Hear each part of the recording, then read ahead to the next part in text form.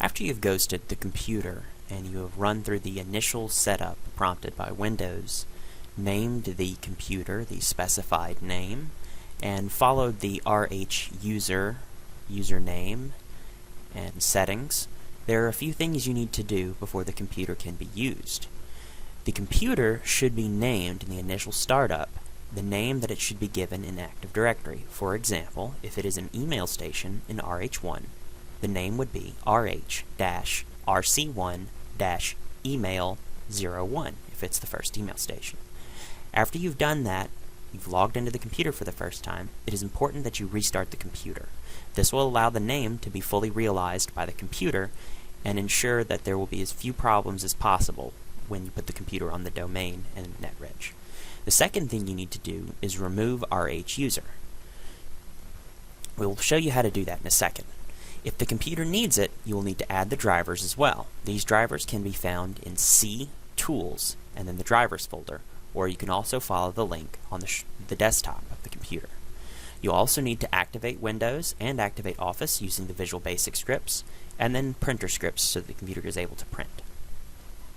So to delete RH-user, we have a script on the desktop called delete RH-user, and in order to execute that, you right-click it, you say run as administrator, it's going to ask you, you say yes, and voila, RH-user is gone. Whenever a user logs in to the computer, it creates a profile for that user. Any files that are saved or downloaded will be stored in this user's profile. Over time, in places like labs and email stations, this can cause the hard drive to fill up rather quickly. We use removal scripts to remove these unwanted temporary accounts, if you will.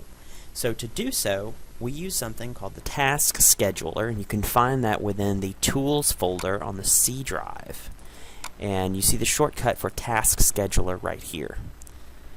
That program will load up, and there's a bunch of different options, and we're looking under the Task Scheduler library, and we have one named Delete Profiles. This one is set to run every Sunday at 2:09 a.m. and then it's also set to restart after it's done deleting the profiles, as you can see right here. So you just want to check and make sure that it is running here and that the user account is pulling correctly. In the past, we had it as a local user account, but we've switched over to a domain account to prevent us from having to rename it every time.